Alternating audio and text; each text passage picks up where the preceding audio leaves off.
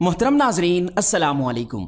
India में कुछ दोस्तों ने मिलकर अपने मुल्क के झंडे पर नामे मोहम्मद सल्लल्लाहु अलैहि वसल्लम लिख दिया और उस झंडे को एक बुलंद तरीन टावर पर नस्ब कर दिया।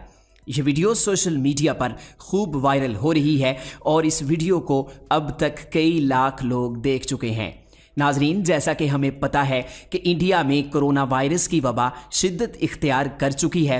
इंडियन पुलिस जो मुसलमानों को नमाज पढ़ने पर डंडे मारती थी, आज वही पुलिस नमाज पढ़ने का बोल रही है और अब ये वीडियो सोशल मीडिया पर खूब मकबूलियत हासिल कर रही है, जिसमें इंडियन फ्लैग पर नामे मोहम्मद सल्लल्लाहु अलैहि वसल्लम खूबसूरत अंदाज में लिखा हुआ है। वही इंडिया जहां पर मुसलमानों को निकालने के लिए कानून साजी की जा रही थी, आज उसी इंडिया में इस्लाम सर बुलंद है। अल्लाह के नबी सल्लल्लाहु अलैहि वसल्लम का नाम सर बुलंद है।